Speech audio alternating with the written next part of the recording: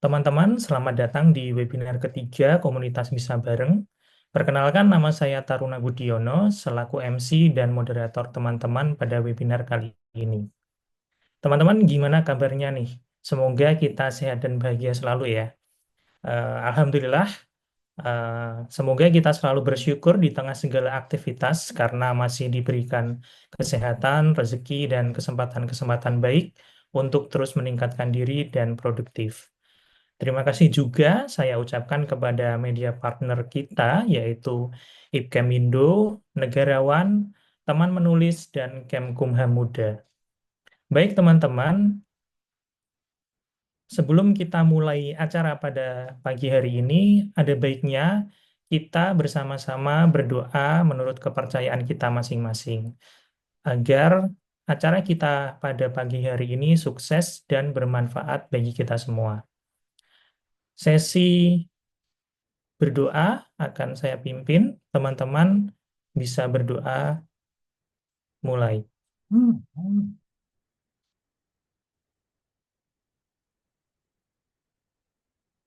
Oke, berdoa selesai. Dengan ini, webinar ketiga Komunitas Bisa Bareng resmi dibuka. Teman-teman, sebelum kita melanjutkan pada topik webinar kita pada pagi hari ini, izinkan saya menjelaskan secara singkat webinar kita pada hari ini. Webinar kita ini adalah merupakan rangkaian rutin yang diselenggarakan oleh Komunitas Bisa Bareng yang merupakan platform diskusi dengan mengedepankan semangat gotong royong dan kolaborasi untuk mencapai mimpi bersama. Bisa bareng menunjukkan bahwa keberhasilan bisa diraih dengan kerjasama, saling mendukung, dan berbagi pengetahuan. Prinsipnya adalah diri kita, oleh kita, dan untuk kita. Dan materi yang akan dibahas pada webinar pagi hari ini adalah tips menulis esai untuk beasiswa Australia Awards. Kegiatan ini dirancang untuk membantu para calon pendaftar beasiswa Australia Awards untuk menulis esai sesuai dengan target jenjang studi para pelamar beasiswa.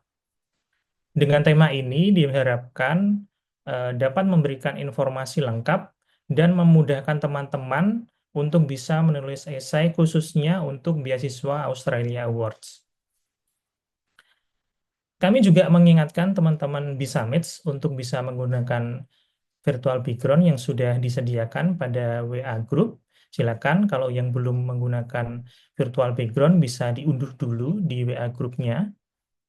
Nah, sebelum kita mulai teman-teman di sini sudah ada eh, co-founder ya dari komunitas Bisa Bareng, ada Mas Wahyu yang akan memberikan sambutan dulu sebelum nanti kita masuk ke acara inti kita. Eh, Mas Wahyu sudah siap ya kasih sambutan? Oke, Oke, oke. Mas Wahyu saya persilakan untuk memberikan sambutannya. Oke, makasih Mas Taruna. Selamat pagi teman-teman semuanya. Assalamualaikum warahmatullahi wabarakatuh dan salam sejahtera untuk kita semua. Pertama-tama izinkan saya mewakili teman-teman dari komunitas Bisa Bareng mengucapkan selamat datang kepada pemateri yang sudah meluangkan waktunya di tengah kesibukan yang menggunung untuk berbagi dengan teman-teman semua para pemburu beasiswa ya atau scholarship hunters. Dan terima kasih juga untuk teman-teman telah meluangkan waktu di hari Minggu pagi untuk belajar. Mm-mm. Mana? Oke.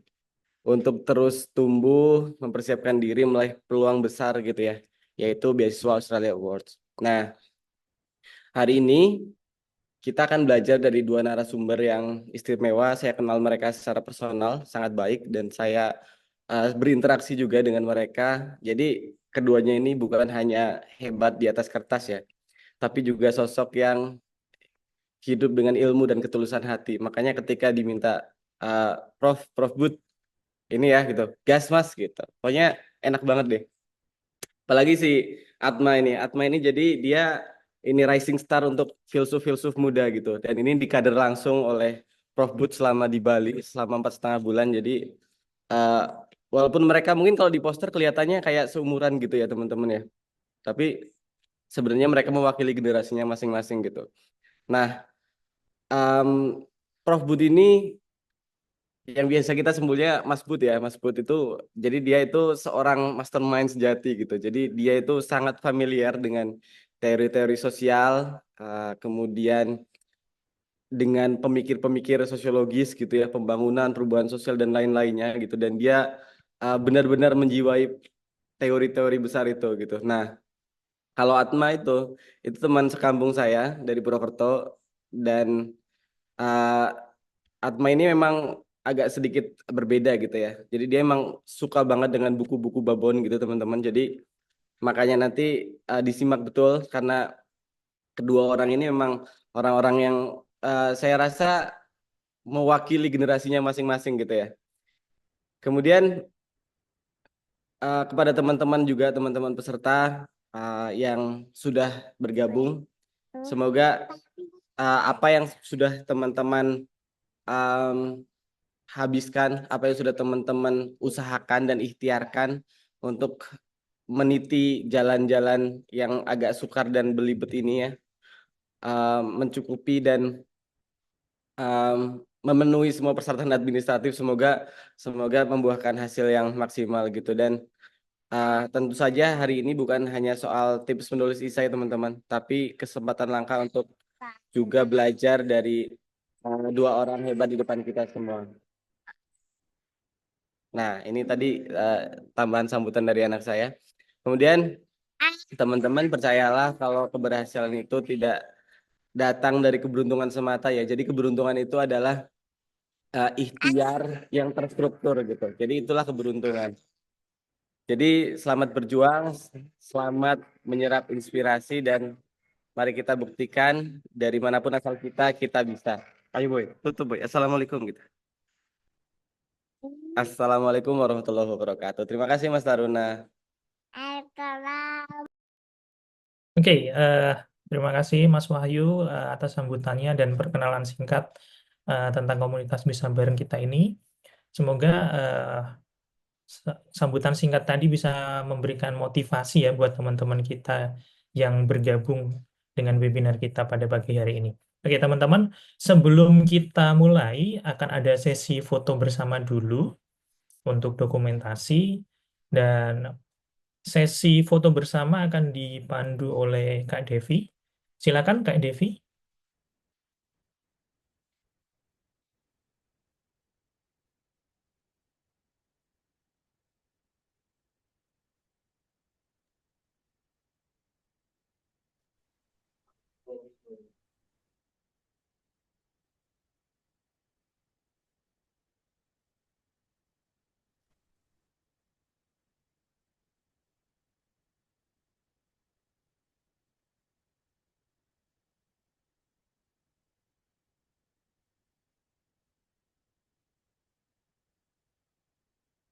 Oh, maaf, bukan Kak Devi ya. Baik, sesi foto bersama akan dipandu oleh Kak Latifa. Kak Latifa, silakan. Bisa memandu teman-teman peserta untuk foto bersama.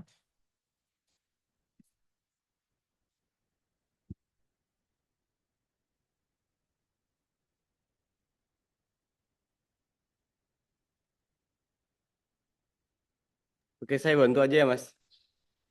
Dari slide pertama, Oke, boleh, boleh. oke, silakan teman-teman untuk dipertahankan senyum manisnya. Satu, dua, tiga, mulai. Oke, satu, dua, tiga, oke. Kemudian untuk slide selanjutnya, sebentar. Oke, satu, dua, tiga. Kemudian slide selanjutnya dipertahankan dulu senyum manisnya teman-teman karena kita nggak tahu ada di slide berapa. Oke, kemudian slide ketiga, satu, dua, tiga. Oke, terus slide keempat. Oke, dan slide terakhir.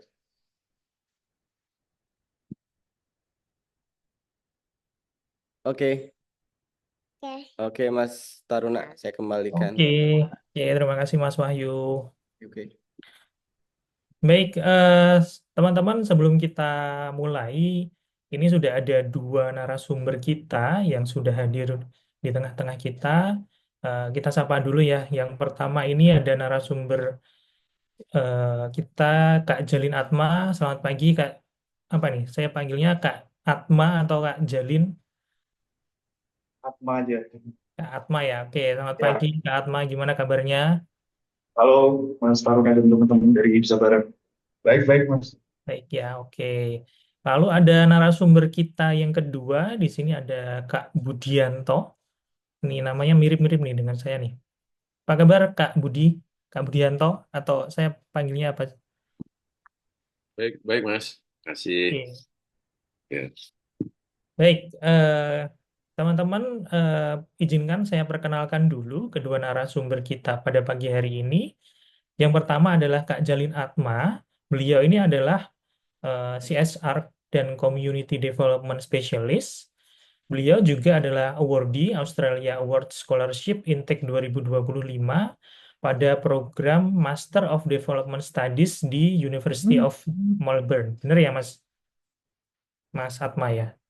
Oke, nanti untuk teman-teman yang fokus untuk beasiswa S2 nanti akan masuk ke breakout room dan akan dipandu oleh Mas Atma dan bisa berdiskusi di sana bagaimana caranya menulis esai untuk jenjang master.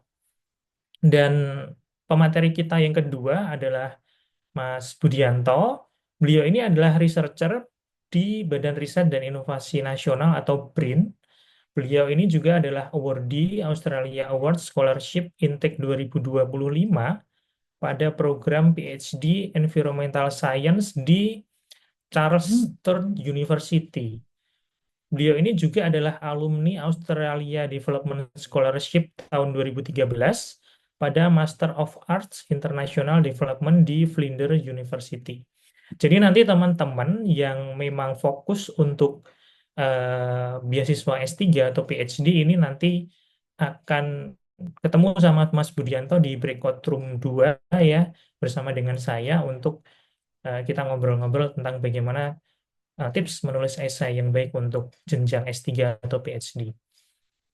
Baik, teman-teman, tidak berlama-lama, saya persilakan teman-teman untuk bisa masuk ke breakout room-nya masing-masing. Breakout room 1 itu untuk teman-teman yang di jenjang master atau S2. Lalu yang di breakout room 2 itu untuk teman-teman yang mau fokus di jenjang S3 atau PhD. Baik, Assalamualaikum warahmatullahi wabarakatuh. Selamat pagi teman-teman semua.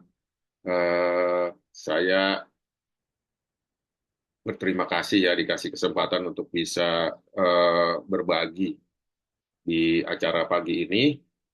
Jadi ini sebenarnya udah ketiga kali ya saya diminta untuk untuk berbagi tentang AS ya.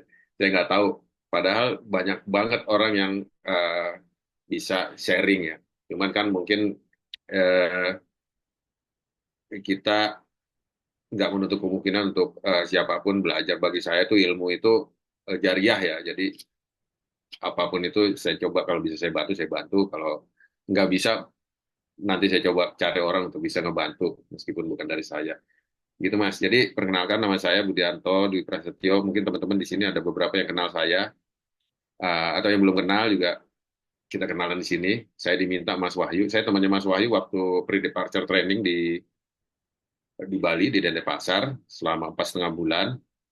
Kebetulan waktu itu yang PhD sisa saya sama Mas Wahyu dan satu lagi Mas Bobi. Nggak tahu Mas Bobi ada apa nggak di sini nih. Itu cuma 3 orang, yang lainnya sudah berangkat Mas. Jadi kebetulan kan ini placement untuk pre-departure itu berdasarkan nilai IELTS. Nah kalau kemarin Mas Taruna mungkin udah sempat tahu bagaimana cara prosedur, apa aja yang harus disiapkan, sertifikat apa aja yang disiapkan, terus tes bahasa Inggrisnya seperti apa gitu kan. Nah, IELTS itu salah satu yang menentukan lolos atau tidaknya untuk bisa shortlisted. Nah, setelah shortlisted lolos itu nanti akan dites lagi. Nah, itu akan menentukan berapa lama kalau misalnya lolos interview dan IELTS-nya ya berapa lama di Bali. Nah, nanti setelah di Bali akan dites IELTS lagi gitu ya. Tes IELTS lagi untuk syarat ke universitas. Nah, jadi kebetulan PhD sisa 3, nih yang lain udah pada studi, udah pada masuk semester 1, saya baru akan mulai besok bulan Juni.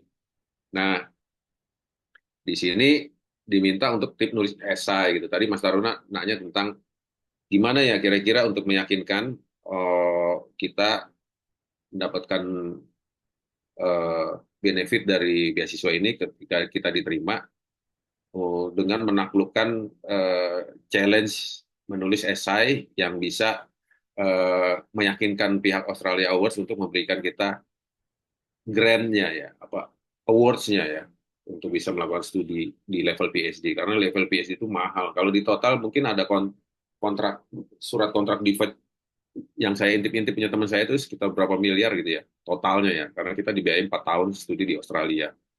Jadi itu esai adalah kunci sebenarnya. Esai adalah kunci ketika kita berbicara soal aplikasi. Oke ya, kita lanjut. Jadi kebetulan di topik kali ini saya akan fokus ke esai yang diminta sama ini kan esai ya. Nah ini, jadi apa itu esai ya? Apa itu esai? Kita bicara tentang ontologi esai dulu, definisi esai. Jadi esai itu sebenarnya tulisan ya, apapun yang berkaitan dengan tulisan itu bisa dibilang esai. Nah, bisa pendek, bisa panjang. Cerpen itu sebenarnya esai, bentuk esai sastra. Atau artikel ilmiah itu sebenarnya esai juga. Cuman dia basicnya adalah akademik gitu ya, berdasarkan bukti-bukti. Ada yang fiksi, ada yang non-fiksi. Nah, di sini yang dimaksud esai itu, kalau saya pahami ya, itu ada dua two major components ya di dalam aplikasi itu. Dua hal. Yang pertama adalah research detail atau research proposal ya. Kita bilangnya research proposal ya kalau di bentuk bakunya.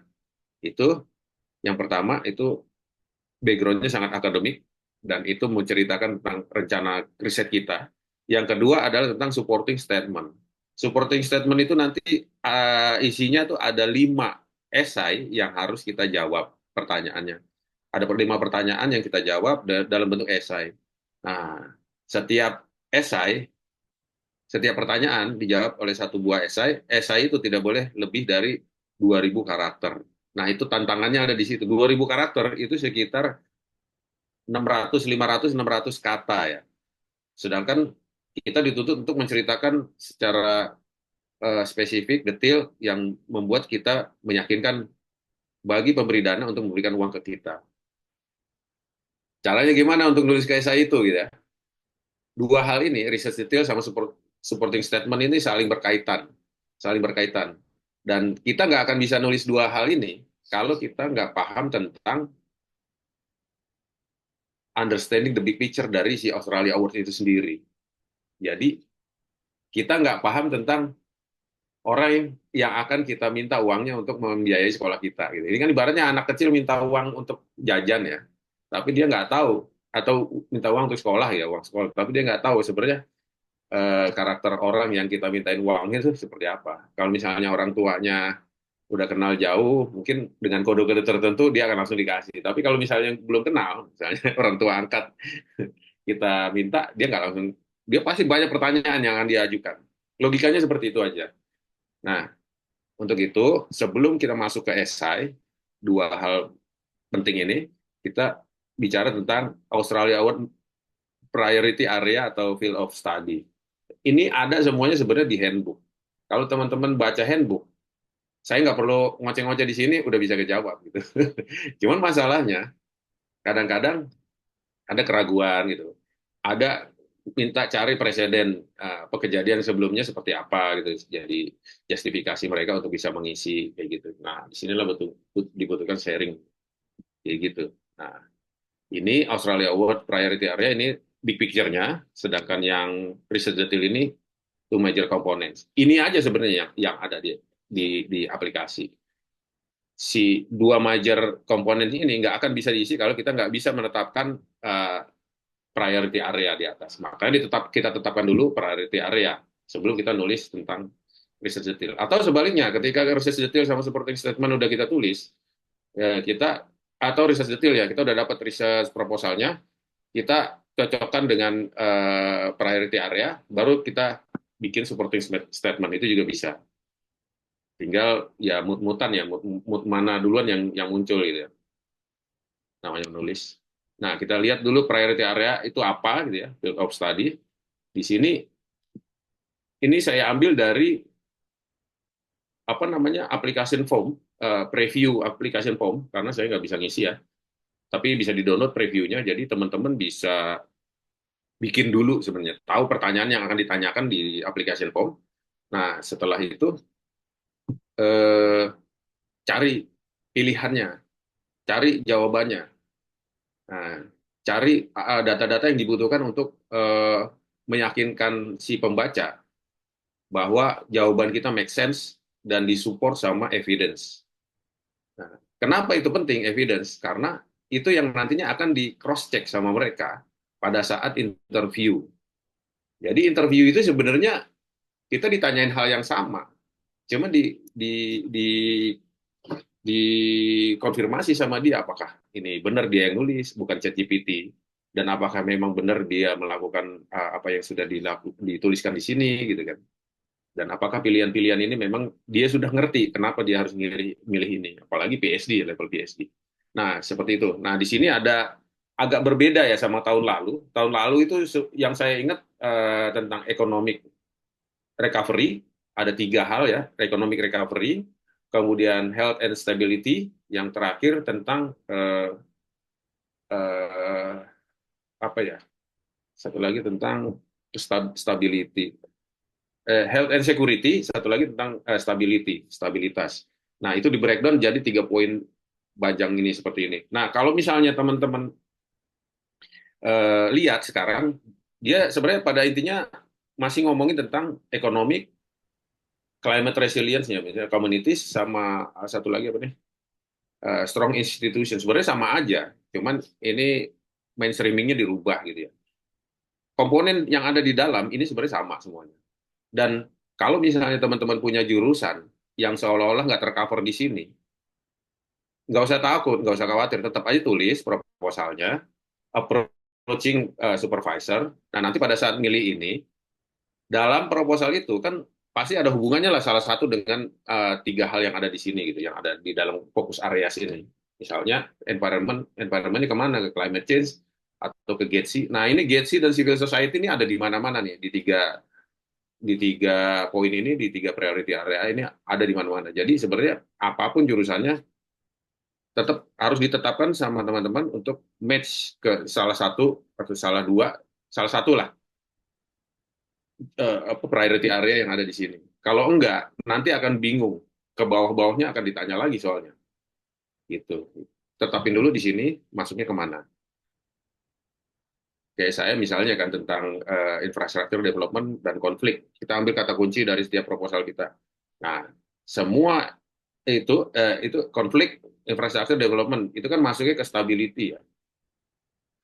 Stabilitas regional, ini hubungan aja ke situ, nanti kemudian essay, supporting statement, sama intro dari background proposal research details akan kita konekkan ke situ. Jadi ini jadi hook sebenarnya, jadi cantolan teman-teman untuk bisa menulis research details dan supporting statement essay. Nah, ini kita masuk research detail ya. Nanti kalau ada yang mau ditanyakan langsung aja nggak apa-apa. Biar lebih cepat kejawab ya. Research detail ini kan kalau teman-teman lihat di application form, di previewnya, itu ada komponen yang seperti ini nih. Research detail, 500 karakter. Dia mainnya karakter ya, bukan kata ya. Objektif, nah objektif itu tujuan ya, 2000 karakter. Significant and application, 2000. Research method, research methodology ya, research method beda lagi. Research methodology 2000. Kemudian research timeline, nah ini kan ada tinggal diklik-klik disesuaikan, tapi harus make sense juga alurnya gitu. Jangan baru nulis proposal langsung bikin jurnal misalnya kan nggak nyambung. Jadi harus ada tahap-tahapannya. Dan field work detail. Nah, durasinya berapa lama, supervisornya siapa yang akan mengkontrol kita nanti, nggak mendampingi sih, dia mengawasi kita, dan alasan kenapa ada penelitian lapangan. Jadi misalnya karena ini adalah case study, jadi saya harus ke sana. Kalau misalnya karena ini ada policy study, jadi saya harus ke sana. Nah, itu lemah karena policy itu kan lebih banyak bermain di konten analisis dari policy-policy yang sudah diterbitkan gitu. Biasanya kayak gitu. Tapi kalau misalnya case study itu dia pasti harus ke lapangan. Nah, ini detailnya tentang research detail. Jadi untuk bikin titel atau judul, kita harus tetapkan tadi tuh kata kunci dari proposal kita, rencana riset kita. Misalnya pada saat saya mau nulis, saya diminta sama supervisor, kita mendevelop sama-sama tentang konflik di sekitar pembangunan infrastruktur, ya, pembangunan infrastruktur di sekitar Danau Poso yang memunculkan konflik ya. Nah, saya diminta untuk mencari akar dari konflik yang ada di Poso, misalnya kayak gitu. Jadi kata kuncinya eh, konflik, ya kan, environmental konflik, ya. Kemudian infrastructure development, dan kemudian satu lagi saya pakai pendekatan teori place attachment misalnya. Nah, dari kata-kata kunci itu diramu aja jadi bikin kalimat yang membuat yang akan menjadi sebuah judul gitu ya, judul. Nah, itu akan merefleksikan, mencerminkan semua aktivitas yang akan kita lakukan gitu. Jadi dari kata kunci, jangan ngarang-ngarang gitu. Harus ada kata kunci karena setiap kata yang ada di judul nanti akan ditanyain sama itu supervisor atau sama si penguji di AAS. Yang kedua adalah objektif. Nah, objektif ini kadang-kadang kita kecele ya. Objektif itu biasanya ini sebenarnya introduction ya kalau di proposal. Jadi kalau teman-teman udah punya proposal yang didiskusikan dengan supervisor, biasanya itu 5 sampai 6 halaman ya, atau 4 halaman dengan apa sih namanya? Referensi jurnal terbaru. Nah, ambil aja dari situ. Nah, objektif itu biasanya ada di introduction. Nah, introduction sama literatur review ya. Nah, di sini cara nulisnya apa? Jangan jangan langsung kita bermain di lokus yang akan kita teliti, gitu. Tapi kita harus obrolin dulu big picture-nya apa dan global konteks topik yang kita teliti itu sebenarnya lagi kayak gimana gitu ya. Nah, positioning kita nanti akan ketahuan dalam diskursus atau perbincangan tentang misalnya infrastructure development dan konflik di seluruh dunia gitu. Itu kita bisa tahu dari jurnal-jurnal yang kita download kan tentang topik-topik tersebut. Itu apa saja yang terjadi gitu kan. Sebab-sebabnya apa saja. Nah, kita identifikasi, kita cantolin dan di paragraf pertama, kemudian dari situ ketahuan kan, oh mereka bicara tentang konflik antar institusi, oh mereka bicara tentang indigenous people yang nggak dipenuhi haknya, oh mereka bicara tentang apa ketidakpedulian terhadap lingkungan. Nah, di Indonesia, kemudian masuk ke paragraf kedua, di Indonesia itu bicaranya konflik yang ada di situ tentang infrastructure development, mainnya di mana gitu, battleground-nya ada di mana gitu. Nah, di sini yang kita apa sih namanya harus identifikasi common ground dan battleground gitu.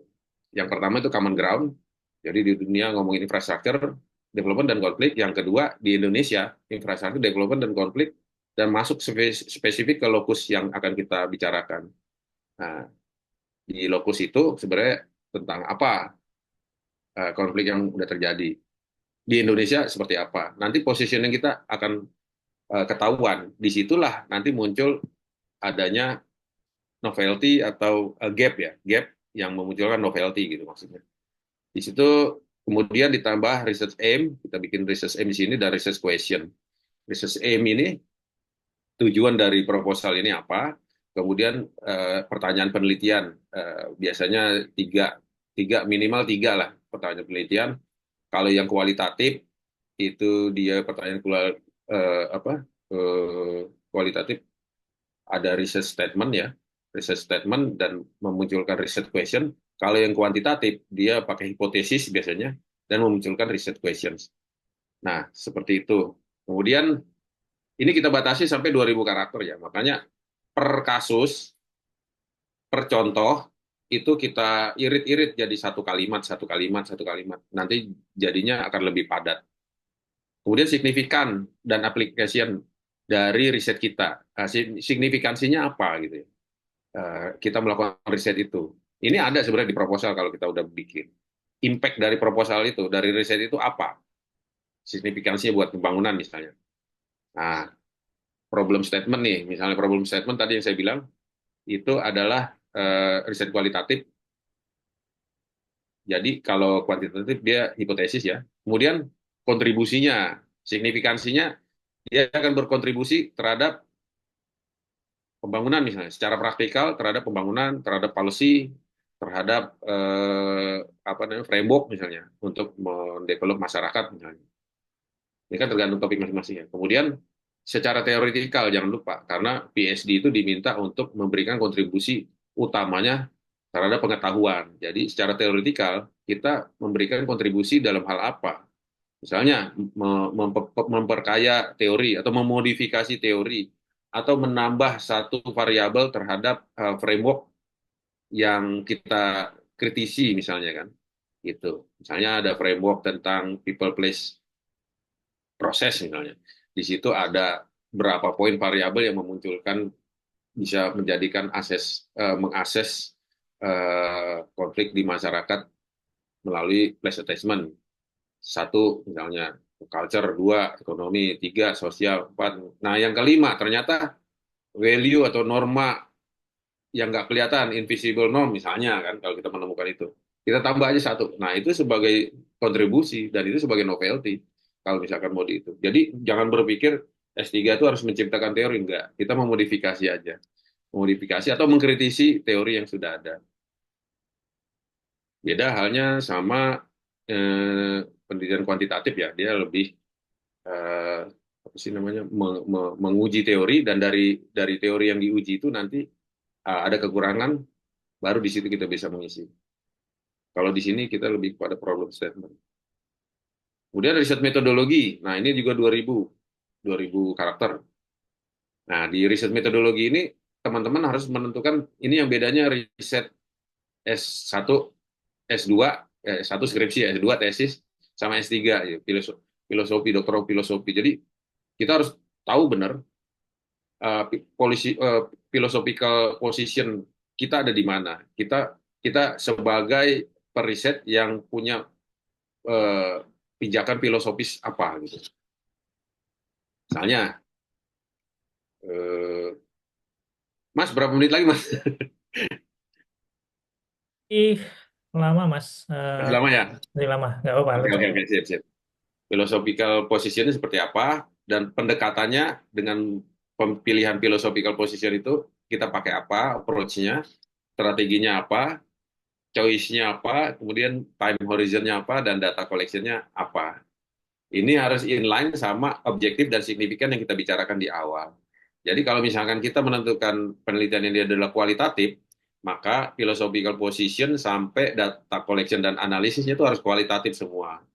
Kalau kita tentukan kuantitatif, misalnya positivis, misalnya philosophical position-nya, di data collection-nya juga harus positivis, statistik misalnya. Analisisnya analisis regresi misalnya. Kayak gitu. Jadi harus inline. Kalau misalnya kita pakai mix, statistik atau positivis dan konstruktivis misalnya. Nah, kita juga harus pakai dua berarti data collection sama analisisnya. Ini harus inline. Kalau nggak inline, kita dianggap nggak ngerti itu penelitian melakukan penelitian atau penelitian itu apa, kita dianggap nggak ngerti. Jadi ini basis ontologi ya, makanya philosophical position itu kan kita bicara tentang kalau filsafat dasar dulu filsafat ilmu, kita bicara tentang di S1 dulu diajarnya ontologi, epistemologi, dan aksiologi. Ontologi itu kita berbicara tentang apa ya, definisi tentang suatu barang, apa suatu benda. Kemudian epistemologi, kenapa, bagaimana benda ini diperlakukan atau bagaimana benda ini berproses gitu.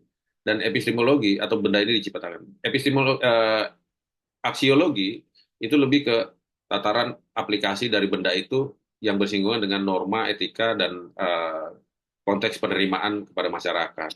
Jadi hasil hasil riset itu penerimaannya seperti apa? Apakah masyarakat tuh langsung menerima atau separuh menerima, sisanya menolak, yang terakhir menolak. Dengan dasar pertimbangan norma agama, norma estetika, norma budaya, culture segala macam. Itu aksiologi. Maka itu sebenarnya harus terefleksi juga di pertanyaan penelitian tadi. Ada pertanyaan research question yang sifatnya ontologi, research question yang sifatnya epistemologi, dan research question yang sifatnya aksiologi. Misalnya pertanyaan saya di research question saya, apa misalnya? What ya? Ontologi kan tentang apa konflik. Bagaimana masyarakat memahami konflik dan eh, dari mana dia datangnya pengetahuan itu gitu kan. Terus pertanyaan kedua itu ontologi. Yang kedua, bagaimana masyarakat eh, memahami konflik dan bagaimana mengolah konflik dan bagaimana mereka eh, sampai bisa memunculkan konflik. Nah, itu epistemologi. Jadi ada proses di dalamnya. Yang terakhir, pertanyaan saya kemudian, bagaimana institusi-institusi yang ada, lembaga-lembaga yang ada terlibat dan memanage konflik, gitu, memanage konflik ketika mereka sudah memahami konflik itu secara frekuensial dia bisa muncul. Jadi di situ ada ontologi, epistemologi, aksiologi. Nah, nanti disesuaikan dengan topik masing-masing. Kalaupun misalnya aksiologinya nggak ada, kita main di ontologi dan epistemologi itu udah bisa. Nah, itu kenapa namanya doktor of filosofi. Jadi kita harus tahu tentang philosophical standing, filsafat ilmu kita, itu posisinya ada di mana. Nah, ini kemarin saya diajarin tentang onion diagram. Jadi diagram bawang ya, bawang merah itu kalau dipotong, belintang, dia akan ada lapisannya di dalamnya banyak seperti ini. Mas Wahyu juga tahu ini kemarin kita bicara. Ini tentang filosofi. Nih, philosophical standing kita di sini nih. Nih. Jadi kita mau ada di mana, kita mau pakai di mana. Positivis ini biasanya dia lebih bersifat empirik ya, maksudnya orang-orang eksak ya, positivis, datanya statistik nanti.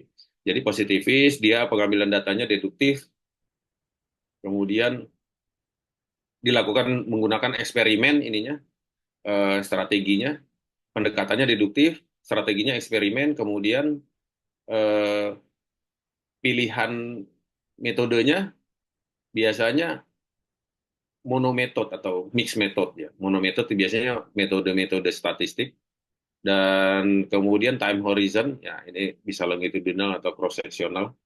Dan terakhir, semua hal ini akan menentukan kenapa kita dan apa yang akan kita pakai untuk lakukan data collection, instrumennya apa saja. Jadi kita nggak akan kebingungan. Kadang-kadang kita kan, wah, penelitian sosial harus ada kuesioner. Wah, nanti analisisnya ini, statistik, jumlah respondennya ini. Jadi kita di sini duluan, bermain di sini duluan tanpa kita ngerti ini.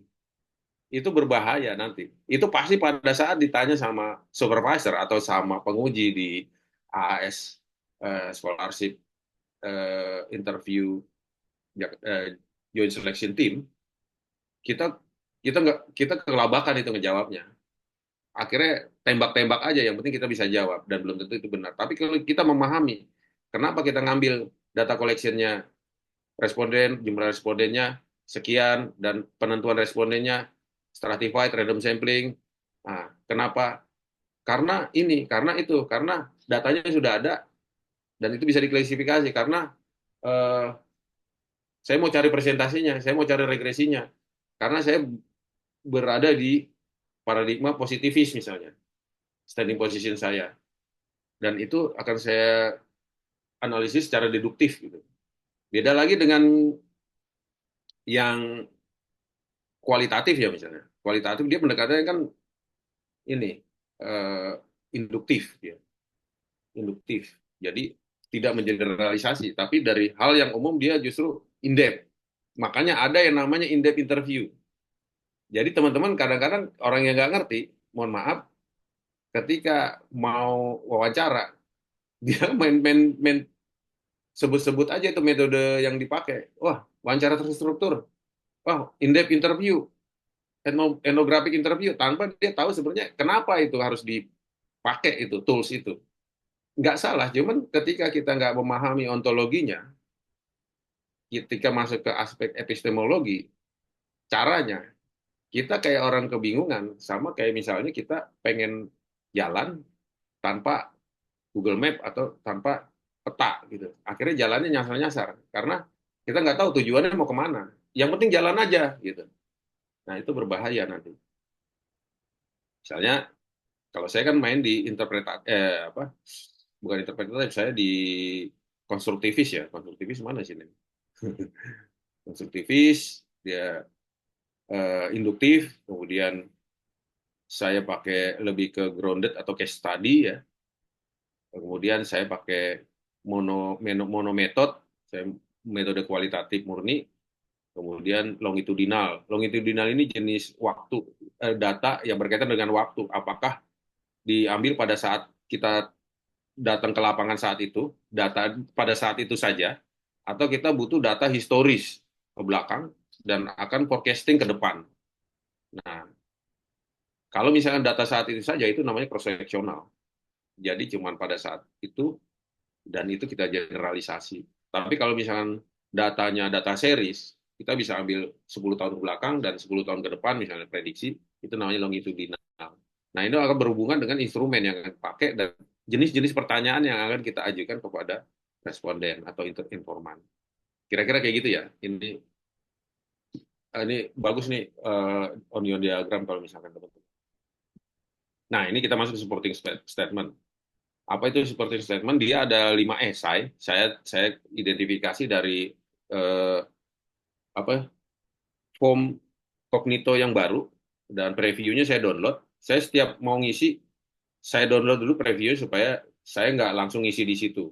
Jadi saya stop and go, habis selesai berapa halaman, besoknya saya lanjut lagi, saya save dulu, nanti lanjut lagi, saya save lagi, gitu. Jadi nggak bisa satu kali kita isi.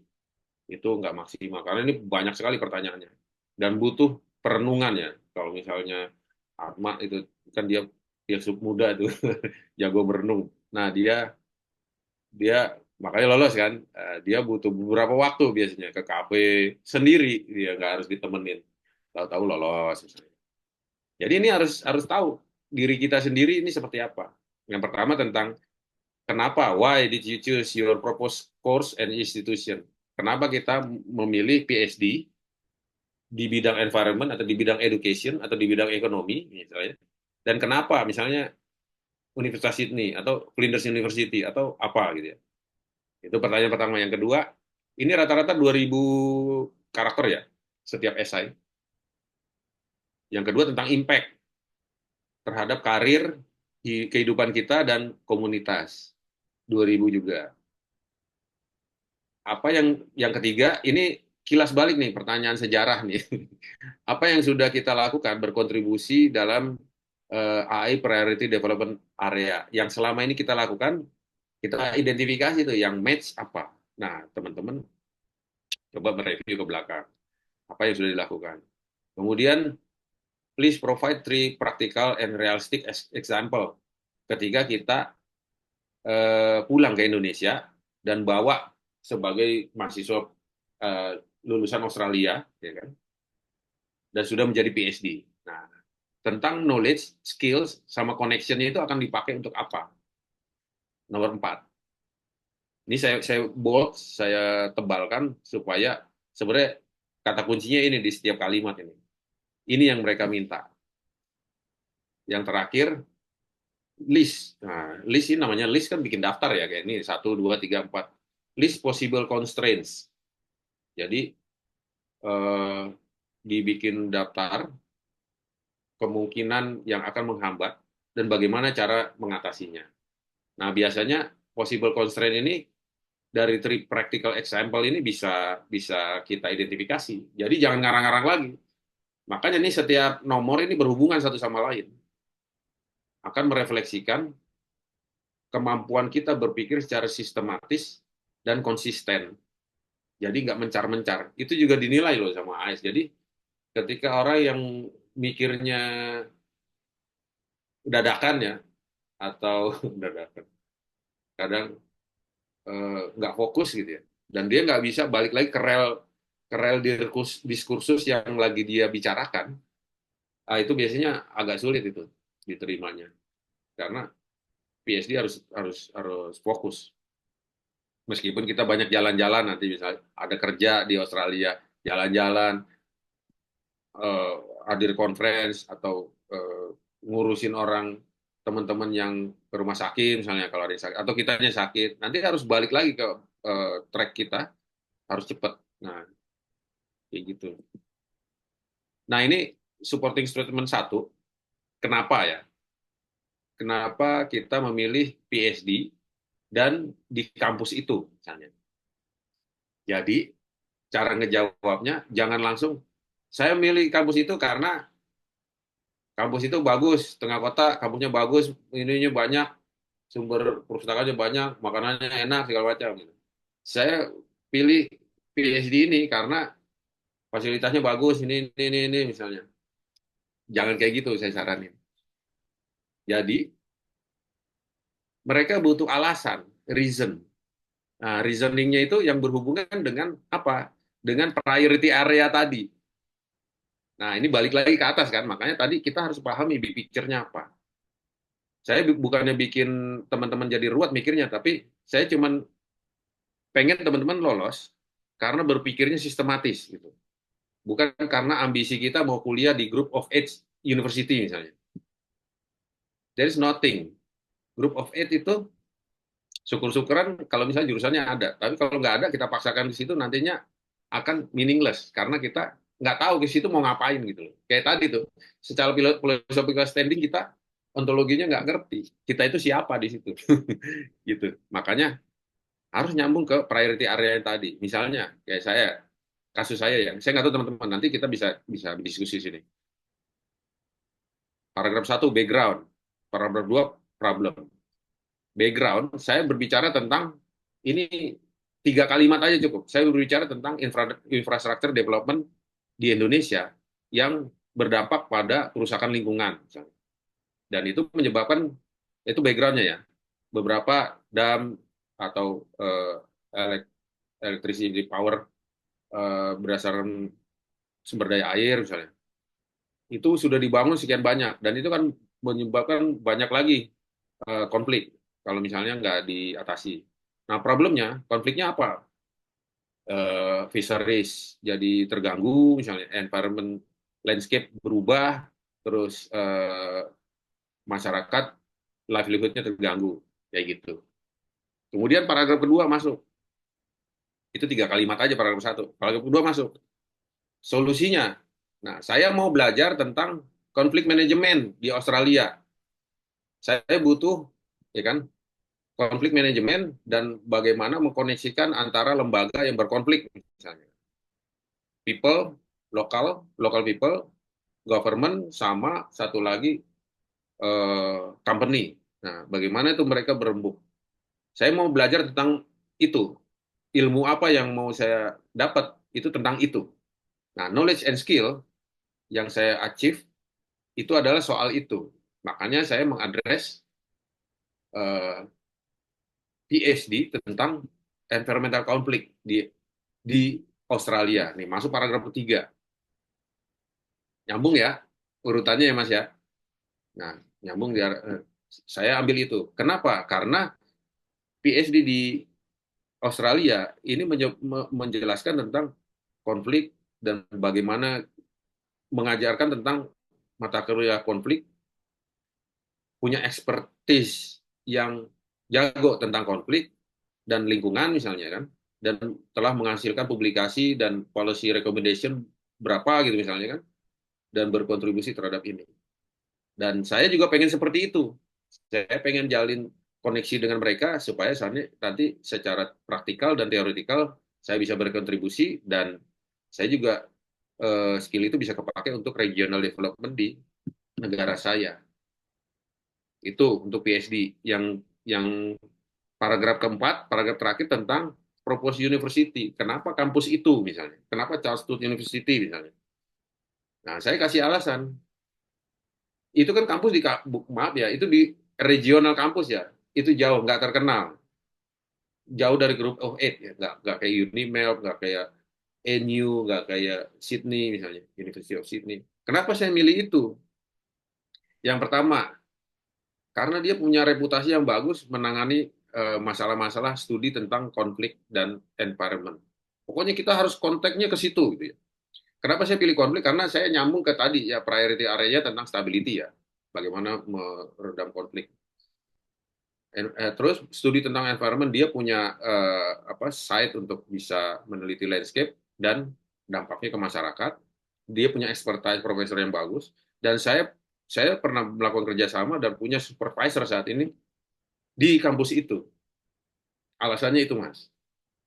Jadi bukan karena alasannya kampusnya bagus, fasilitasnya lengkap, dan dia dosennya hebat-hebat. Nah, dosen hebat-hebat itu akan meaningless ketika kita nggak punya alasan lanjutannya. Apakah kita diterima sama itu kan? Sama dosen itu. Kalau diterima buktinya apa? Dia mau jadi supervisor misalnya, atau dia punya korespondensi dengan kita. Kalau nggak diterima, alasannya apa? Gitu. Kayak gitu.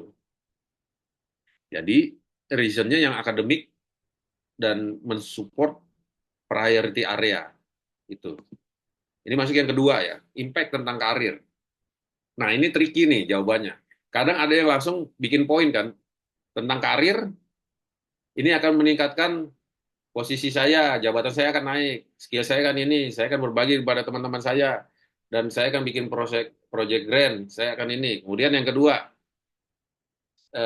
kehidupan, saya punya networking yang bagus, punya ini, segala macam yang ada tulisan di sini nih, kayak gitu.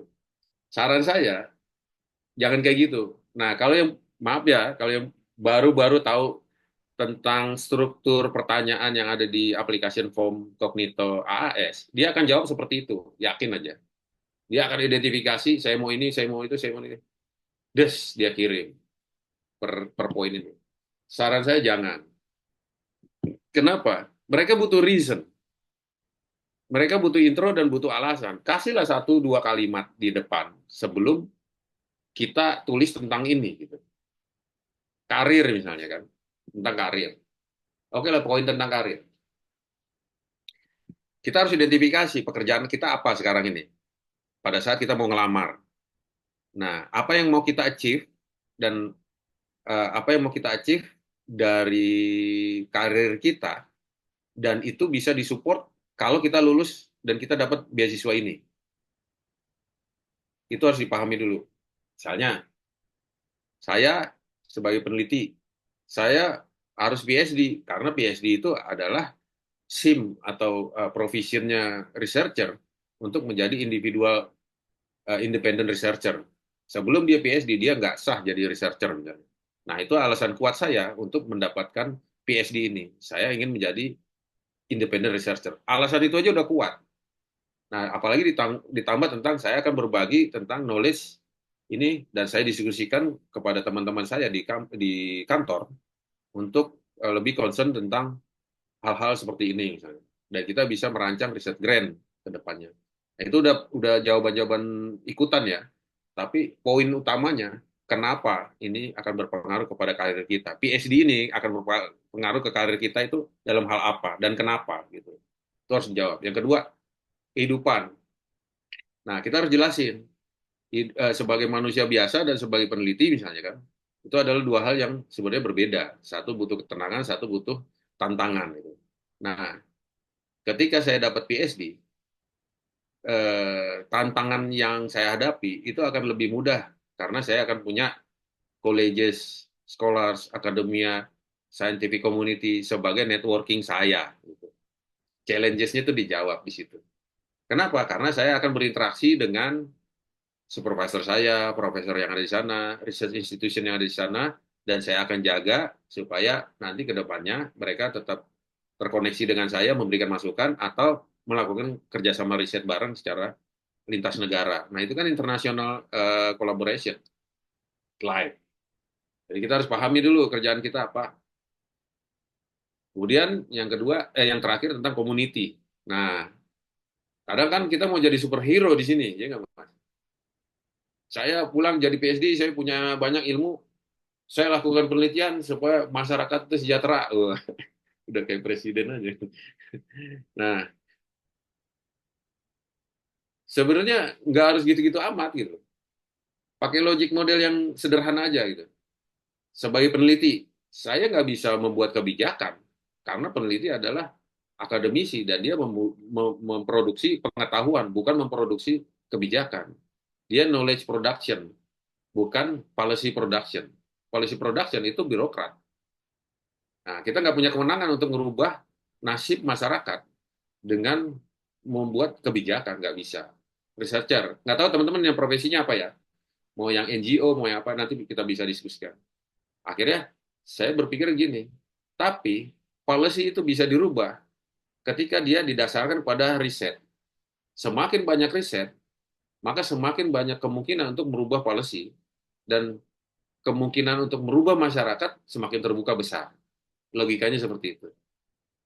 Jadi, di sini impact kita indirectly kepada community adalah melakukan riset lebih banyak dan masyarakat akan berubah karena hasil riset kita akan dipakai oleh pembuat kebijakan untuk mendukung masyarakat. Ini supporting statement selanjutnya yang ketiga tentang priority area. Apa yang sudah kita lakukan ya? Kontribusi apa? Nah, ini cuma teman-teman yang tahu. Cuma teman-teman yang tahu, saya nggak bisa ngasih masukan. Jadi caranya gini, identifikasi portofolio teman-teman yang berhubungan dengan priority area yang sudah dipilih tadi di awal. Kan portofolio itu pasti banyak ya kasusnya.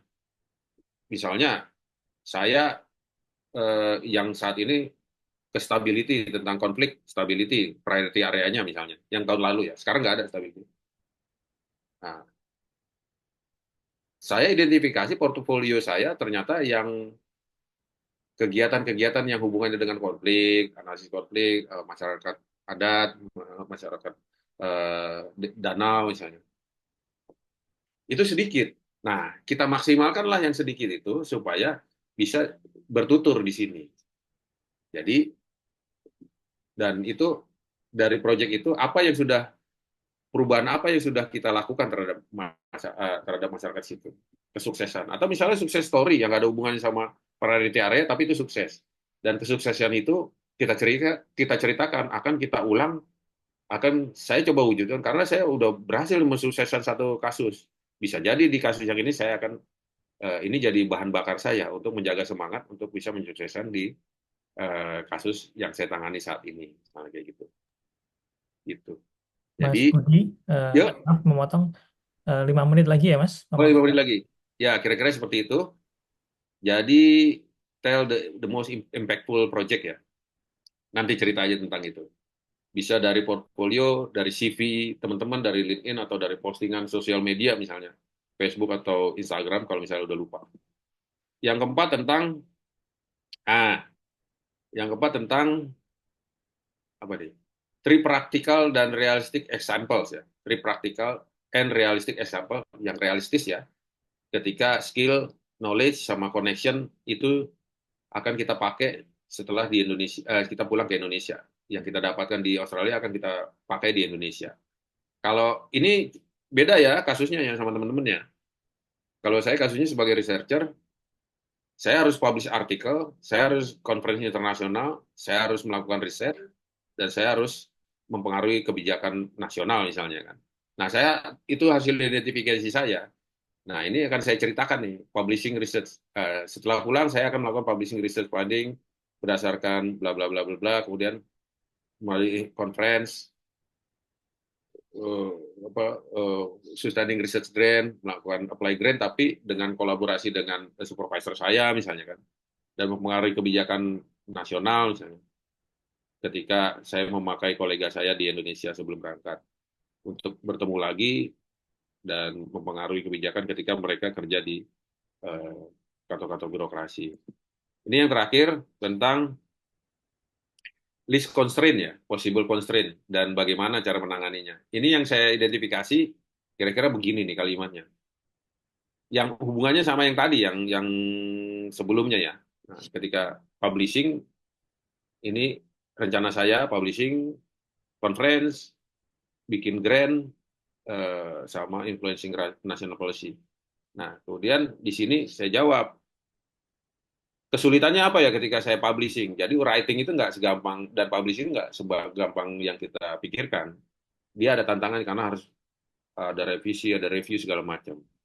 Caranya bagaimana gitu untuk kita tangani. Financial support untuk conference itu juga susah. Tapi saya punya kolega, bisa jadi dia punya dana misalnya untuk project dari project dia misalnya. Problem pada saat kembali ke Indonesia secara culture dari egaliter ke feodalisme lagi misalnya. Nah, itu akan kita hadapi. Tapi saya udah siap mental misalnya kan. Applying research grant nggak gampang karena dia harus setuju dan identifikasi kolaborasi dengan siapa. Kita harus berkomunikasi gitu. Tapi itu bisa saya lalui karena saya udah punya pengalaman di Australia begini misalnya kan. Nah, maintaining network sama influencing national policies. Butuh relationship with insiders. Insidernya itu networking kita juga sebenarnya. Tapi insiders itu sudah kita handle karena itu networking saya juga alumni kampus yang sama misalnya atau alumni kampus sebelumnya kayak gitu. Seperti itu Mas kira-kira. Jadi nanti kita sesuaikan dengan topik teman-teman masing-masing ya. Oke. Nah, ini teman-teman saya ada Mas Wahyu juga di sini. Itu aja Mas yang mau saya sampaikan. Nanti kita banyak diskusi ya. Jadi nggak ada yang nggak mungkin. Semuanya mungkin. Ini cuma masalah bisa, mau apa nggak mau ya. Semua pasti bisa. Gitu. Jadi bukan masalah bisa nggak bisa, tapi mau apa enggak. Kalau udah mau, segala cara akan dilakukan supaya bisa. Gitu Mas. Terima kasih Mas. Assalamualaikum warahmatullahi wabarakatuh. Kita diskusi ya. Oke, terima kasih Mas Budianto. Eh, kita buka sesi pertanyaannya.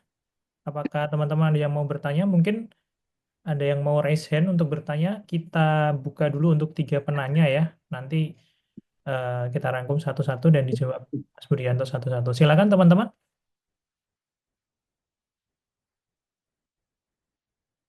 Belum ada yang mau bertanya secara langsung? Oke, kalau gitu saya bacakan. Ini sudah ada beberapa pertanyaan yang masuk di kolom komentar ya. Yang pertama ini dari Mas Hans ya, Mas Hans. Oke, Mas Hans ini bertanya tentang apa beda pertanyaan, what impact do you believe this study will have on your career, life, and community dengan please provide 3 practical and realistic example of how you intend to use knowledge. Oke, mungkin bisa dijawab dulu Mas Budianto. Jadi pertanyaannya, Oh apa ya, bedanya pertanyaan dari saya share lagi ya your Mas, maaf Mas. impact tadi ya? Ya, Itu sepertinya tadi di materi ya Mas Ade ya. ya, ya. Ini saya share lagi ya.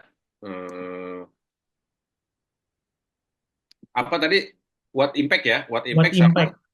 sama Sama please sama provide 3 practical and realistic example. three practical realistic. Oke, ini pertanyaan esai 2 sama pertanyaan esai 4 ya. Esai keempat. Ini memang tricky ya. Jadi pertanyaan pertama sama pertanyaan kedua nih. Pertanyaan kedua, pertanyaan esai kedua, what impact do you believe? Jadi kita memprediksi ya, memprediksi eh, kalau misalnya ini mirip juga dengan pertanyaan esai pertama sebenarnya. Ini tadi kita sudah jelaskan kenapa harus PhD dan kenapa harus ini. Nah, di sini kan ada possible solution sama knowledge skill yang akan kita dapat ya. Knowledge skill-nya ini dari pertanyaan pertama kita develop lagi di sini. Knowledge skill yang kita dapat misalnya kan itu akan berpengaruh terhadap karir, life, dan community seperti apa dampaknya gitu loh. Jadi misalnya saya udah jadi PhD, saya bisa melakukan penelitian secara mandiri, independent researcher, karena PhD itu adalah lulus PhD adalah independent researcher. Nah, secara karir sejak sebagai PhD, misalnya kayak saya untuk naik ke jenjang berikutnya sebagai peneliti utama misalnya, itu harus PhD. Kalau saya nggak punya PhD, gelar PhD, saya tetap di peneliti ahli madya misalnya. Nah, itu itu yang berhubungan dengan karir gitu. Dan sebagai PhD, saya bisa melakukan penelitian secara mandiri. Kenapa? Karena PhD udah bisa menelit sebuah proyek riset. Kalau bukan PhD, saya nggak bisa apply proyek riset. Ada grant-grant tertentu yang dia nggak allow kalau misalnya dia masih master untuk jadi leader. Untuk karir. Untuk yang live, yang tadi saya bilang, ini akan memperkuat networking kita. Untuk community, itu semakin banyak riset, semakin banyak eh, kemungkinan kita membantu masyarakat. Nah, hubungannya dengan pertanyaan keempat, yang ini. Itu dari PhD, dampaknya ke karir, kehidupan, dan community. Yang keempat, three practical and realistic example. Nggak cuma 3, kalau misalnya banyak, kasih tahu aja. Bagaimana kamu akan menggunakan pengetahuan tersebut ke setelah tiba di Indonesia. Setelah tiba di Indonesia ya. Jadi sebagai PhD, teman-teman harus identifikasi profesi masing-masing dulu gitu loh. Kebetulan saya sebagai researcher ya, saya akan tulis seperti ini, praktikal. Jadi nggak filosofikal atau nggak seperti ini, karir, life atau community, nggak seperti itu. Dia praktikal yang hubungannya dengan apa yang akan teman-teman praktekkan langsung secara eh, nyata ketika balik ke Indonesia. Mau melakukan apa nih misalnya? Misalnya sebagai dosen, saya akan mengajar dengan metode cara mengajar yang lebih egaliter, misalnya kan, misalnya dosen. Kenapa? Karena saya belajar egaliter. Yang kedua, sebagai dosen, saya tetap akan melakukan penelitian dengan sumber dana dari internasional, dan saya akan bekerja sama dengan supervisor saya. Agak mirip memang dengan yang pertama. Yang pertama itu untuk karir, tapi yang ini pertanyaan yang keempat, pertanyaan 4 ini, dia hubungannya dengan practical example. Jadi contoh yang realistis lah untuk bisa diterapkan. Conference, nggak usah muluk-muluk. Conference misalnya. Saya akan conference sebagai dosen, saya juga punya kesempatan untuk mendiseminasikan finding riset saya ke conference internasional. Dan saya akan melakukan grant, mengapply grant. Kayak gitu Mas. Jadi lebih ke apa yang akan dilakukan, bukan apa dampak yang kalau yang pertama kan tentang dampak nih, yang pertanyaan ini. Dampak ke karir apa? Dampak ke kehidupan apa? Dampak ke community. Ini akan meningkatkan karir saya, gitu kan? Meningkatkan karir saya, memperbanyak ini. Kalau yang ini, dia lebih ke apa yang akan kita lakukan. Jadi aktivitas. Itu Mas. Mudah-mudahan dijawab ya. Oke, saya rasa clear ya. Yang kedua dan keempat ini memang agak mirip tapi berbeda ya. Yang pertama itu apa yang dampaknya apa untuk kita, yang keempat ini adalah apa yang akan kita lakukan, Ya, gitu ya. Oke, aktivitas. ini ada yang sudah raise hand, Mbak Hana mungkin, silakan bisa langsung bertanya kepada Mas Budianto. Baik, terima kasih Mas Moderator. Pak Budi, saya sangat beruntung sekali bisa ikut webinar hari ini. Tadi saya sangat tertarik tentang yang pengisian riset proposal, Pak. Ya.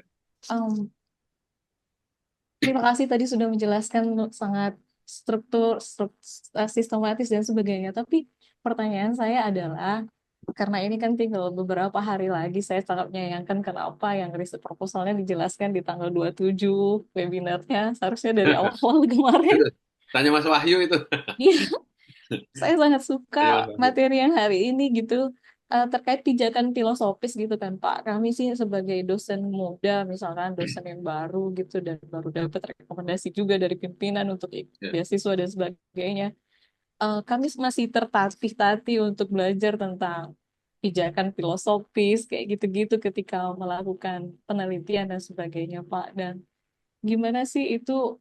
Saya sudah coba buat sih proposal penelitian dan sudah berkorespondensi juga dengan supervisor. Tapi saya masih agak ragu ini sudah benar mengikuti track diagram yang sudah ya the onion diagram tadi ya yang sudah Bapak jelasin. Takutnya saya merasa saya sudah di positivism, ternyata itu bukan paradigm yang harus saya pakai. Misalnya seperti itu gimana Pak? Sementara waktunya juga sudah mepet gitu. Itu saja pertanyaan. Terima kasih. Ya, langsung ya, Mas ya, Mas Taruna. Ya, silakan Mas Budianto. Biar kasih kesempatan yang lain tuh Tina udah tanya juga. Ya, jadi sebenarnya nggak masalah, Mbak. Nggak masalah, yang penting proposalnya udah jadi, terus tahapan-tahapannya udah diisi gitu ya. Nah, sekarang tinggal identifikasi aja gitu. Misalnya Mbak Mbak Hana itu kan kan kelihatan ya. Nggak usah kita mikirin, nggak usah ini, nggak usah tentang diagram ini dulu deh. Takutnya terlalu berat ya. Ini memang materi yang nanti aja sebenarnya. Cuman eh, secara gamblangnya sebenarnya philosophical position misalnya. Ini nggak usah di state di proposalnya, nggak usah di state di proposalnya. Tapi dia merefleksikan spirit dari proposal itu. Spirit dari pertanyaan-pertanyaan itu apakah itu ontologi di research question ya, epistemologi atau aksiologi, atau cuman dua itu ontologi dan epistemologi. Kalau misalkan itu ada, itu bagus. Kenapa? Karena si asesor yang menilai itu dia akan terkagum-kagum. Wah, ini saya bocorin sebenarnya. Kenapa? Karena wah ini orang ini udah ngerti nih PhD itu apa. Karena PhD itu adalah riset yang didasarkan dengan pijakan filosofis yang jelas. Bukan main riset-risetan aja karena lagi terkenal, lagi viral, lagi dibutuhkan gitu. Bukan. Dia harus ada pijakan filosofisnya dan dia harus menjawab persoalan-persoalan filosofis juga gitu. Makanya track back-nya kalau kita lihat tesis atau disertasi, pada saat kita baca bab 2 itu biasanya literatur review ya. Itu dia sampai ke zaman-zaman dahulu kala kan, zaman filsafat siapa Aristoteles, Plato, terus René Descartes, terus ke bawahnya lagi zaman pencerahan siapa. Padahal bicaranya tentang psikologi misalnya. Psikologi menurut Plato atau politik misalnya, politik menurut Plato, Aristoteles segala macam. Track back-nya terlalu jauh ke belakang dan emang yang diharapkan seperti itu. Itu menunjukkan bahwa range of knowledge-nya si PhD student ini itu teruji gitu bahwa dia paham secara psikologi. Nah, persoalannya sekarang ketika Mbak Hana ragu ya masuknya ke positifis atau ke ini yang lain. Sebenarnya gampang identifikasinya. Paling gampang itu kan tentang kualitatif kuantitatif ya atau mix. Nah, kualitatif atau kuantitatif atau mix. Nah, nanti itu akan berdampak pada tools yang akan digunakan pada saat koleksi data. Koleksi datanya ketika kualitatif, dia pasti biasanya in-depth interview, observasi, atau mencatat storytelling misalnya kan, itu kualitatif. Nah, mencatat aktivitas sehari-hari, identifikasi artefak segala macam. Kalau misalnya yang kuantitatif, pasti dia kuesioner. Kenapa? Karena dia butuh angka kuesioner. Berarti yang menjawab kuesioner itu siapa? Responden. Orang yang memberikan respon terhadap pertanyaan. Makanya dia namanya responden kan.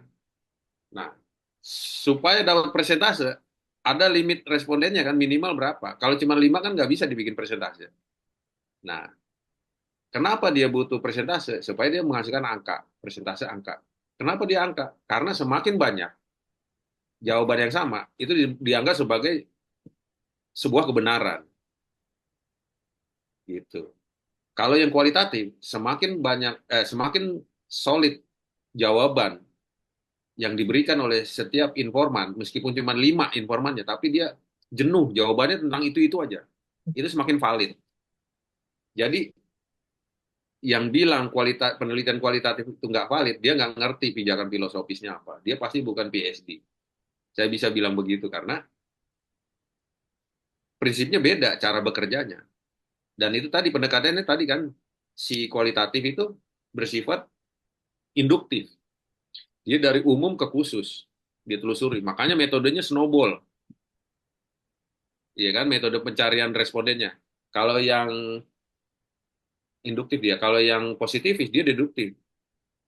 Generalisasi dari pertanyaan spesifik orang per orang responden dikumpulin tuh di total berapa persen jawab benar, berapa persen jawab yang salah, berapa persen yang nggak jawab.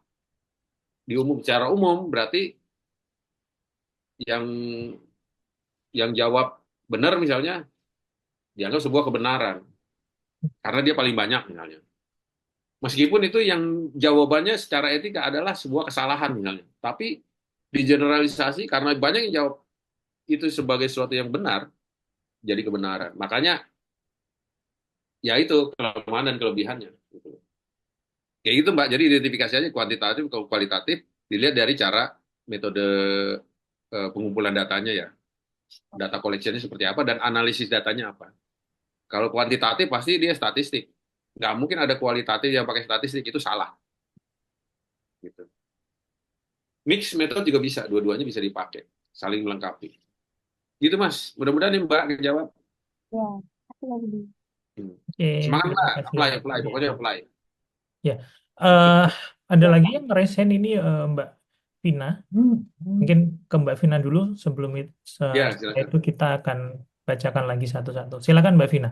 Ya. Oke, terima kasih Pak Taruna dan Pak Budi. Jadi pertanyaan saya mungkin teknis dari apa yang saya alami ya Pak ya. Jadi sebetulnya kan kalau membuat apa namanya research proposal kan sudah lama ya, dan itu terus berkembang. Kemudian setelah melihat isian yang ada di form itu, kemudian saya menyadari ternyata eh, berkaitan mungkin di pertanyaan yang pertama, di mana di situ kita diminta untuk state problem ya, problem di situ. Nah, kalau di proposal itu kan problem yang kita angkat itu, ini case saya ya, yang sudah saya tulis itu kan problem yang sudah spesifik yang akan saya atasi di penelitian saya begitu ya Pak ya.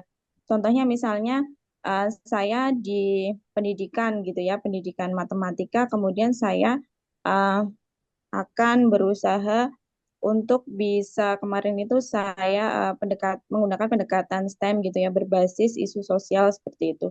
Nah, itu kan lebih spesifik di proposal. Kemudian ketika saya menuliskan problem yang di pertanyaan nomor 1 itu saya menuliskan apa yang menjadi masalah secara global di Indonesia seperti itu.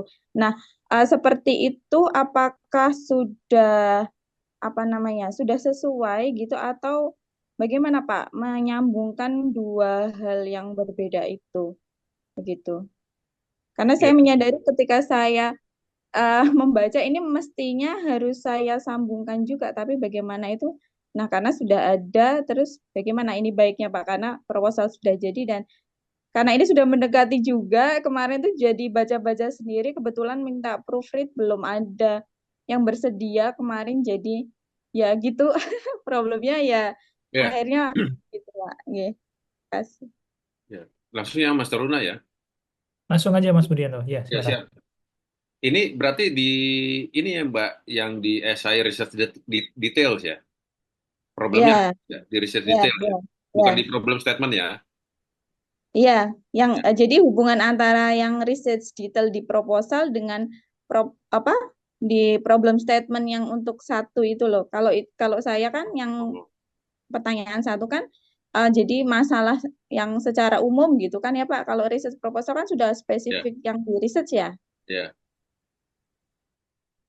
Oh gitu. Jadi mau menghubungkan antara research detail sama statement ya. Ya, jadi maksud saya apakah itu sudah sesuai apa yang saya tulis atau bagaimana, Pak? Nggih. Ya, jadi gini, nah kita balik dulu ke masalah pertanyaan nomor satu ya, pertanyaan di supporting statement. Ini kan sebenarnya yang diminta tentang alasan kenapa milih PSD dengan jurusan itu ya kan? Ini kan pertanyaannya sebenarnya ini, nih propose course dan lembaganya, kampusnya mana. Nah, jadi mbaknya mau ngambil jurusan PSD tentang jurusan Education. education, spesifikasinya matematika ya kan? Ya. Ya, berarti di sini mbaknya nih jelasin aja kenapa ngambil itu gitu loh. Kenapa pengen ngambil jurusan itu. Nah, cerita dulu lah di sini. Emang nih ceritanya tricky ya, bisa sama juga sama background yang ada di riset detail atau bisa sedikit berbeda. Jadi Hmm. eh, akan lebih baik kalau dia relevan ya, sama nggak identik, tapi kalau relevan itu bisa gitu. Nggak harus identik tapi relevan. Jadi nyambung nggak sama riset itunya, riset detailsnya. Misalnya background satu, background paragraf satunya tentang background Indonesia, kita cerita detail Indonesia aja. Kalau yang di sini benar tadi mbaknya, Indonesia saat ini mengalami masalah tentang pendidikan matematika di anak tingkat SMP atau SMA misalnya kan. Dan itu masalahnya adalah ceritain satu dua tiga. Ini kalau misalnya ada datanya pakai aja datanya. Oke. Kalau pakai citasi, tapi ada kutipan data dari mana, misalnya Vina 2019 jadi cerita tentang ini atau dari koran mana gitu misalnya. Cantumin ayat nggak usah pakai apa reference citation di bawahnya. Jadi berdasarkan ini semakin banyak anak yang nggak bisa kali-kalian misalnya kan ya, saya nggak tahu persoalannya apa. Nah, Ya. belum disebutin misalnya. Berdasarkan data ini sekian persen anak nggak bisa kali-kalian, nggak bisa bagian segala macam background. Dan itu masih relevan kan sama ini kan, sama objektif yang ada di itu misalnya di proposalnya riset detail. Yang kedua, solusinya apa? Nah, saya mau belajar bagaimana anak itu supaya bisa belajar kali-kalian bagi-bagian secara menyenangkan misalnya kan, atau sesuai dengan yang ada di proposal. Dia bisa belajar menyenangkan. Ini lebih applicable ya. Kalau yang tadi kan lebih akademik ya, ini lebih applicable jadi praktikalnya gimana? Nah, metode itu cuma ada di jurusan ini. Nah, makanya saya ambil jurusan itu karena dia ada dan kurikulumnya menceritakan berarti itu membuktikan bahwa Mbak udah baca kurikulum PSD-nya. Nah, kurikulum, wah ini anak nih sampai tahu nih kurikulumnya apa tahun pertama ke tahun kedua, gitu. Itu akan jawaban-jawaban teman-teman semuanya, Mbak Vina, akan merefleksikan sejauh mana bacaan Mbak sebagai kandidat awardee yang apply memahami tentang kampusnya, jurusannya, gitu kan, dosen-dosennya yang ada di sana, kayak gitu. Kayak gitu, Mbak. Jadi kalau yang di sini, ini nggak apa-apa, tadi berdiri sendiri nggak apa-apa.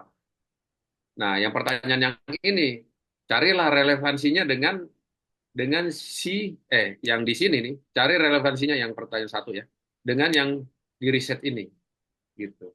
Jadi nggak harus identik, tapi dia relevan nggak pertanyaan? Relevan nggak? Kenapa harus milih kampus itu dan jurusan itu? Gitu Mas, kira-kira Mas. Ya. Baik, Pak. Boleh satu lagi, Pak? Oke. Ya, silakan.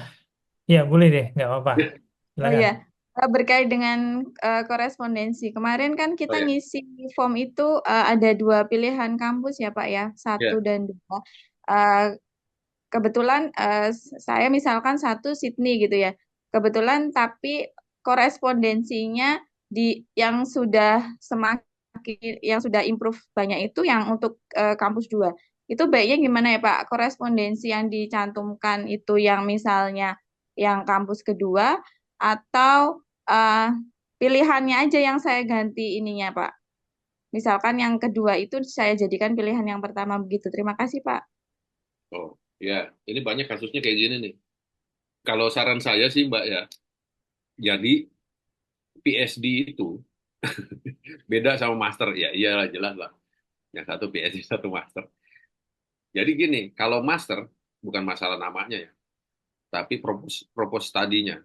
Kalau master itu sebenarnya dia nggak nggak nggak dia main nembak-nembak aja, dia merem aja, maaf nih ya, merem aja itu masih punya kesempatan untuk milih jurusan lagi pada saat udah diterima AAS misalnya ya kan, dalam proses pre-departure training. Nanti ada namanya final placement.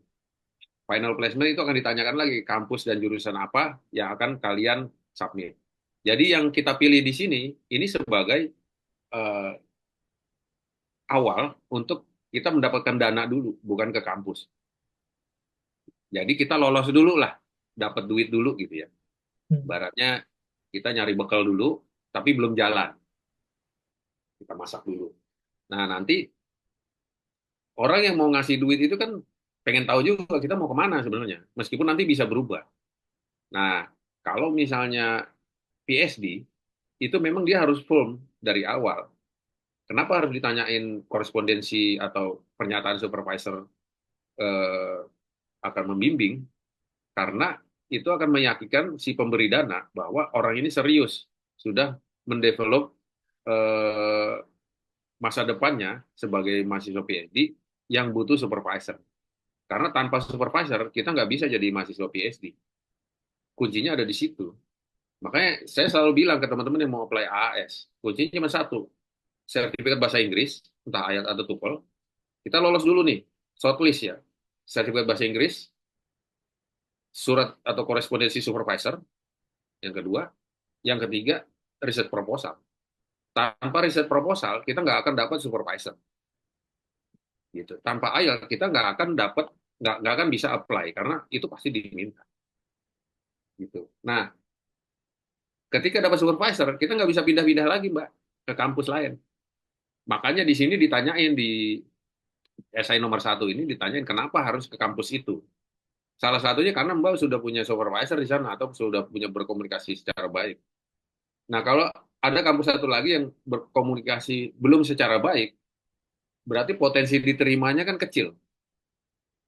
Nah, itu bisa jadi pilihan kedua. Problemnya sekarang, biasanya ketika kita sudah dapat korespondensi yang baik dan kampusnya, tapi nggak terlalu terkenal kayak kampus saya misalnya. Saya nggak tergiur untuk pindah ke kampus yang terkenal. Kenapa? Kayak misalnya Sydney atau kemana, Melbourne ke ini. Saya 3 jam dari Melbourne baru nyampe kampus saya di rural. Kenapa? Karena saya nggak punya supervisor di sana. Saya mau ngapain? Dan untuk mendevelop hubungan baru itu nggak segampang yang kita pikirkan. Teman-teman aja udah ngerasain kan bagaimana cara susahnya dapat replay dari supervisor ketika kita menawarkan proposal kita untuk jadi untuk dibimbing sama dia gitu kan, nggak gampang kayak gitu. Jadi yang udah yakin aja jadi prioritas pertama. Kalaupun mau ke Sydney misalnya ke universitas yang group of 8 misalnya, ya mau nggak mau harus pilihan kedua, karena kalau itu dijadikan pilihan pertama itu prosesnya akan ribet karena kita PhD. Kalau master itu masih bisa lah, merem aja cari yang paling tinggi dulu misalnya Universitas NU, terus yang kedua baru Flinders misalnya. Itu pasti yang dapat Flinders. Kalau misalnya berdasarkan requirement yang mereka butuhkan gitu ya. Karena kita nembak-nembak aja. Kalau kita skill kita udah memenuhi mau masuk NU, group of 8 kan susah masuknya. Dan tapi semuanya mungkin kalau kita mau improve ya. Itu bisa masuk. Jadi PhD itu sangat terhubung dengan supervisor. Bukan masalah kampusnya itu group of 8, bukan masalah pilihan satu, pilihan kedua. Tetap supervisor yang akan nolong kita nantinya. Gitu, Mas. Mudah-mudahan dijawab ya, Mbak. Ya, Pak. Terima kasih, Pak. Ya, terima kasih Mas Budianto. Ada lagi yang mau bertanya? Kalau enggak saya bacakan ya, masih ada waktu, kita bacakan dulu. Dari siapa nih, Mbak? Kak Nur ya.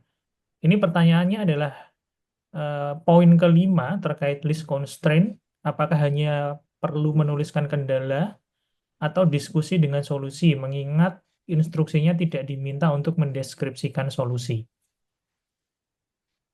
Ya, yang ini ya Mas ya berarti ya. Betul. Ya, yang ini jelas diminta dia. Oh, bentar, bentar.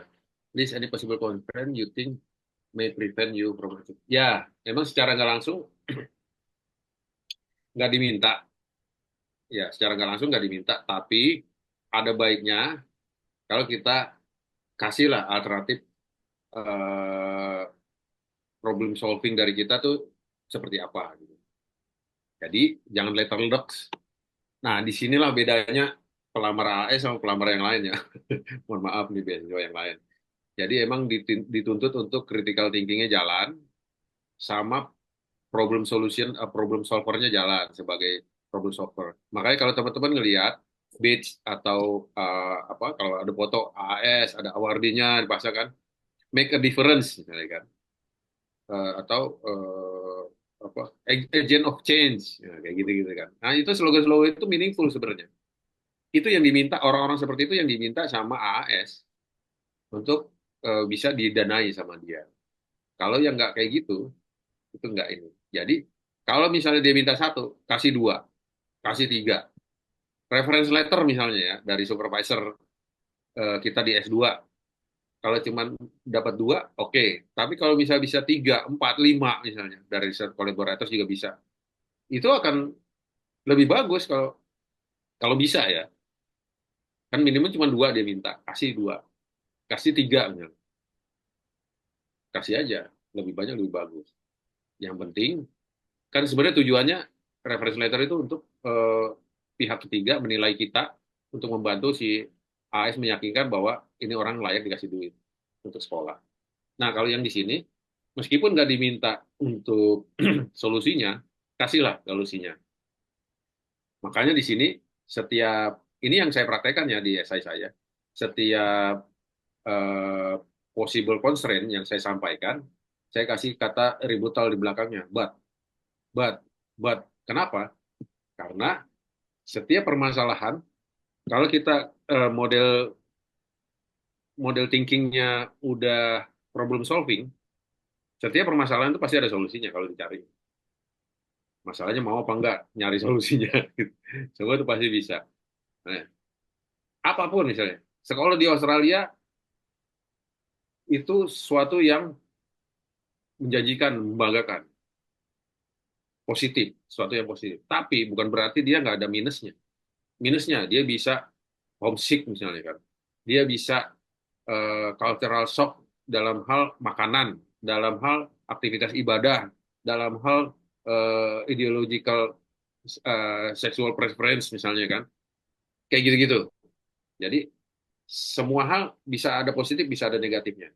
Sama kayak soal-soal IELTS ya. Makanya soal IELTS kan ada disadvantages, advantages, terus ada positif, negatif.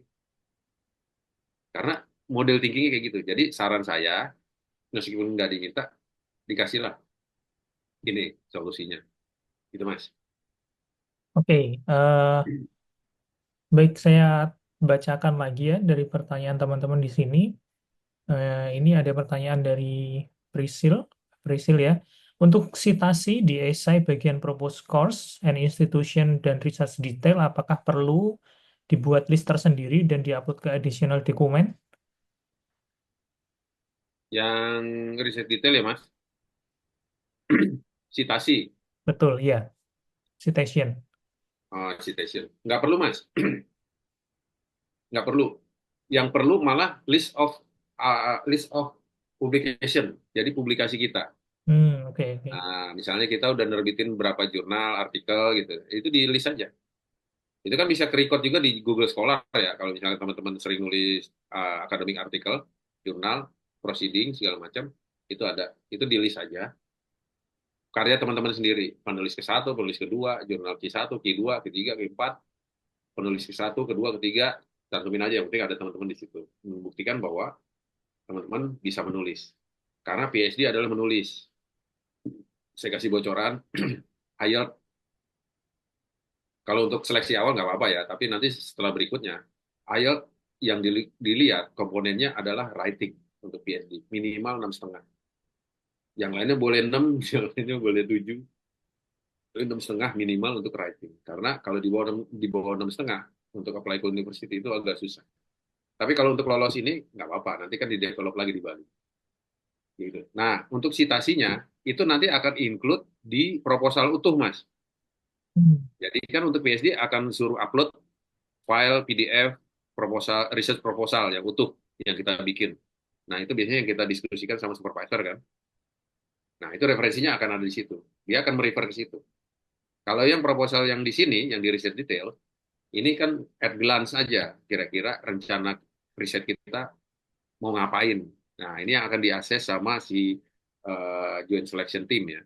Joint selection team, oh ini oke nih, promising.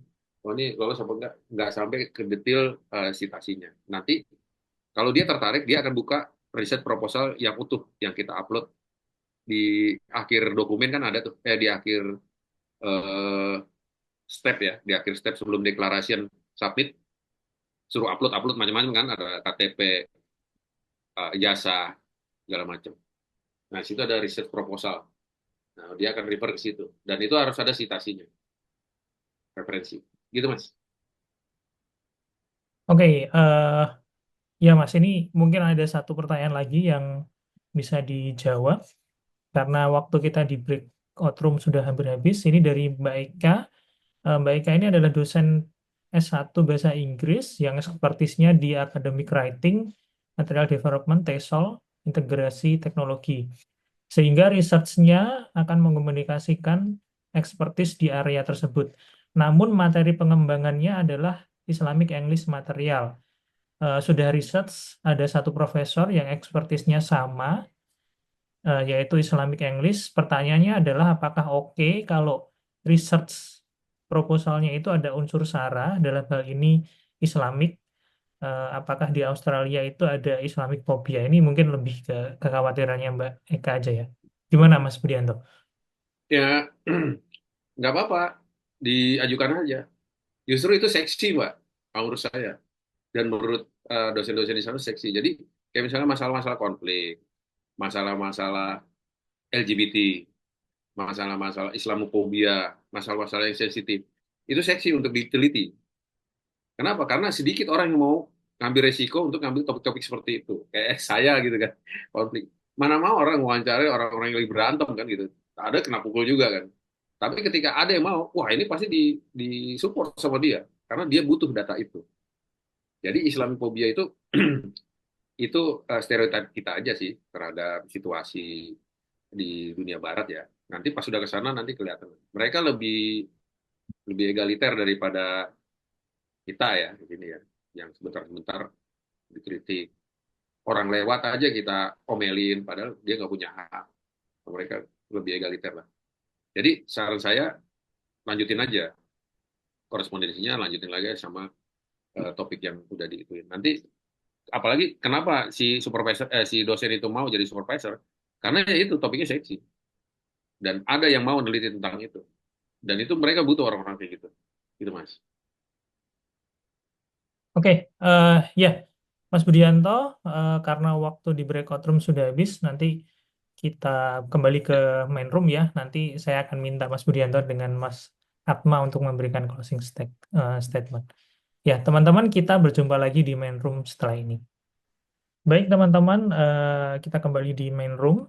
Setelah tadi teman-teman sudah mendapatkan materi, pemaparan, dan sudah berdiskusi dan bertanya jawab dengan kedua pemateri kita, yaitu Kak Jalin Atma dan Kak Budianto. Mungkin nanti kalau masih ada pertanyaan-pertanyaan yang belum terjawab, teman-teman bisa tanyakan ya di WA Group yang sudah teman-teman masuki.